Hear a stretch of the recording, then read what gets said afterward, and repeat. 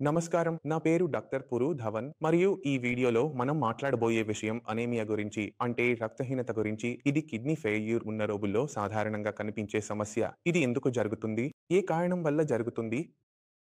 ఇందులో మనం అనార్‌ను తినాలా? బీట్రూట్ తినాలా? అనే విషయాలను కూడా ఈ వీడియోలో చర్చించబోతున్నాం.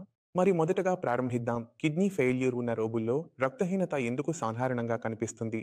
ఇందుకు ప్రతి రెండవ రోగిలో రక్తహీనతను మనం చూస్తున్నాం. మన కిడ్నీ రక్తాన్ని శుద్ధి చేస్తుందని మనం తెలుసు.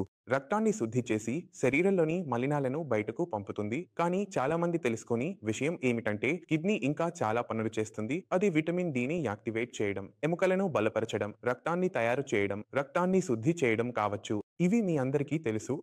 మరి నేను చెప్పినట్లుగా కిడ్నీ యొక్క మరో పని రక్తాన్ని తయారు చేయడం. కానీ కిడ్నీ రక్తాన్ని తయారు చేయడంలో ఏం చేస్తుంది అనేది అర్థం చేసుకోవడం అవసరం.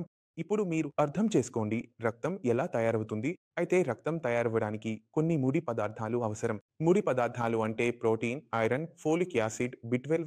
ఈ అన్ని పదార్థాలు మన శరీరంలో ఉన్నా కూడా మనకు ఇంకొక ముఖ్యమైన విషయం అవసరం. దానికి పేరు ఎరిథ్రోపోయిటిన్. ఈ ఎరిథ్రోపోయిటిన్ అనేది ఒక హార్మోన్. ఇది మన కిడ్నీ తయారు చేస్తుంది. ఇప్పుడు అర్థం చేసుకోండి, మీ కిడ్నీ చెడిపోతే లేదా పూర్తిగా చెడిపోయినట్లయితే కిడ్నీ ఈ హార్మోన్‌ను విడుదల చేయలేను. ఎరిథ్రోపోయిటిన్‌ను తయారు చేయలేను. దాంతో మీ శరీరంలో ఫోలిక్ యాసిడ్, ఐరన్, ప్రోటీన్ అన్నీ ఉన్నా కూడా కానీ ఎరిథ్రోపోయిటిన్ లోపం వల్ల ఇవన్నీ కలిసి రక్తాన్ని తయారు చేయలేకపోతున్నాయి. ఇప్పుడు అలాంటి రోగిలో మీరు బీట్రూట్ తింటే, దానిమ్మ తింటే మీరే ఆలోచించండి ఉపశమనం కలుగుతుందా? కాదు, ఉపశమనం రాదు. ఎందుకు? ఎందుకంటే ఈ పదార్థాల లోపం శరీరంలో అసలు లేదు. లోపం ఏదిలో ఉంది? అదే ఎరిథ్రోపోయిటిన్. అందువల్ల మనం కిడ్నీ ఫెయిల్యూర్ రోగికి ఎరిథ్రోపోయిటిన్ ఇస్తే మనం ఏమి చూస్తామంటే దానిమ్మ తినకపోయినా, బీట్రూట్ తినకపోయినా కూడా రక్తం తయారవ్వడం మొదలవుతుంది. ఎందుకంటే శరీరంలో లోపం దేనిదే అదే ఉంది. అందుకే ప్రతి కిడ్నీ ఫెయిల్యూర్ రోగిలో అతని శరీరంలో ఏమి జరుగుతోంది అంటే రక్తం ఎందుకు తయారవ్వడం లేదు అనేది మనం అర్థం చేసుకోవాలి. ఎందుకంటే కొన్ని కేసుల్లో మనం చూస్తే వారి శరీరంలో ఐరన్ లోపం కూడా ఉంటుంది. అందుకే కిడ్నీ ఫెయిల్యూర్ రోగుల్లో ఐరన్ టెస్ట్ చేయించడం సాధారణ విషయం. మనకు ఐరన్ తక్కువగా ఉందని కనిపిస్తే ఐరన్ ఇవ్వబడుతుంది. ఐరన్ బాగానే ఉందని కానీ రక్తం తయారవ్వడం లేదని మనకు కనిపిస్తే ఎరిథ్రోపోయిటిన్ ఇవ్వబడుతుంది. మనకు ప్రోటీన్ లోపం ఉందని అనిపిస్తే ప్రోటీన్ విషయంలో కూడా జాగ్రత్త తీసుకుంటారు. అందువల్ల మనం అన్ని విషయాల్లో జాగ్రత్తగా వ్యవహరిస్తే కిడ్నీ ఫెయిల్యూర్ రోగుల్లో ప్రోటీన్ తయారవ్వడం మొదలవుతుంది. ఇప్పుడు మనం వింటుంటాం కదా, అనార్లు తింటే రక్తం తయారవుతుంది, బీట్రూట్ తింటే రక్తం తయారవుతుంది అని. అది నిజమేనా? అది పూర్తిగా నిజమే, కానీ అది కిడ్నీ ఫెయిల్యూర్ రోగుల్లో పనిచేయదు. ఎందుకంటే అక్కడ లోపం ఎరిథ్రోపోయిటిన్‌లో ఉంది. దాన్ని అన్నారు బీట్రూట్ కూడా పూరించలేవు. దాన్ని పూరించడానికి మనం శరీరానికి ఎరిథ్రోపోయిటిన్ హార్మోన్ ఇవ్వాల్సిందే. ఇది మనం ఎదుర్కొనే తప్పనిసరి పరిస్థితుల్లో ఒకటి. దీనర్థం మీరు అనార తినకూడదు అన్నది కాదు. అలాగే మీరు బీట్రూట్ తినకూడదు అన్నది కూడా కాదు. ఒక కిడ్నీ ఫెయిల్యూర్ రోగి అనారు కూడా తినవచ్చు, బీట్రూట్ కూడా తినవచ్చు. కానీ జాగ్రత్తగా ఉండాల్సింది పరిమాణం విషయంలో. కొంతమంది రోగులు చేసే తప్పేంటంటే రక్తం పెంచుకోవడానికి బీట్రూట్‌ను ఉదయం, మధ్యాహ్నం, రాత్రి అన్ని సమయాల్లో తినడం ప్రారంభిస్తారు.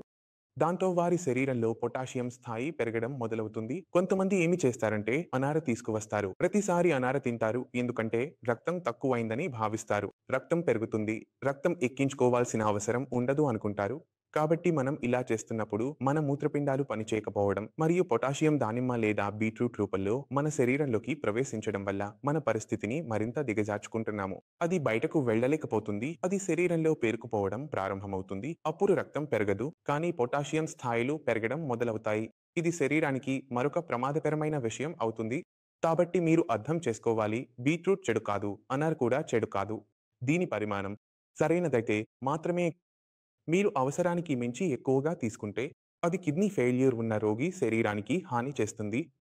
సాధారణ మనిషి శరీరానికి ఎలాంటి హాని ఉండదు, కానీ కిడ్నీ ఫెయిల్యూర్ ఉన్న రోగి శరీరానికి మాత్రం హాని కలగొచ్చు. రక్తాన్ని పెంచడానికి మనం జాగ్రత్తగా ఉండాలి. కిడ్నీ ఫెయిల్యూర్ ఉన్న రోగి శరీరంలో ఎరిథ్రోపోయిటిన్, ప్రోటీన్ చేరాలి. అన్ని పదార్థాలు అతని శరీరంలోకి వెళ్ళాలి. సరేనా? మరియు ఎరిథ్రోపోయిటిన్ కు ప్రత్యేకంగా శ్రద్ధ పెట్టుతూ అన్ని చర్యలు తీసుకుంటారు. దాంతో అతని శరీరంలో ఎలాంటి లోపం ఉండకూడదు. రోగి హిమోగ్లోబిన్ స్థాయి బాగుండాలి. రోగికి అలసట రాకూడదు. రోగికి బలహీనత అనిపించకూడదు. ఎందుకంటే మీ హిమోగ్లోబిన్ తక్కువగా ఉంటే శరీరంలో చాలా సమస్యలు మొదలవుతాయి. ఊపిరి పీల్చడంలో ఇబ్బంది వస్తుంది. 10 అడుగులు నడిచినా ఊపిరి తేలిపోతుంది, బలహీనత అనిపిస్తుంది, మొత్తం రోజు నిద్రపోవాలనిపిస్తుంది. అందువల్ల ఈ అన్ని విషయాలు మన శరీరంలో కిడ్నీ ఫెయిల్యూర్ రోగి శరీరంలో ఉండకూడదనుకుంటే మనం హిమోగ్లోబిన్ స్థాయిని బాగుంచుకోవాలి. అందుకోసం ఇప్పటివరకు నేను చెప్పిన వాటిని మీరు పాటించాలి. ఇంకా మీ మనసులో ఏదైనా సందేహం ఉంటే, ఏదైనా అడగాలనుకుంటే ఎప్పుడైనా స్వాగతమే. మీరు వచ్చి కలవచ్చు, డాక్టర్‌తో మాట్లాడవచ్చు. నేను మీ అనుమతితో వెళ్ళిపోతున్నాను. మళ్ళీ తదుపరి వీడియోలో కలుద్దాం. అప్పటి వరకు నమస్కారం.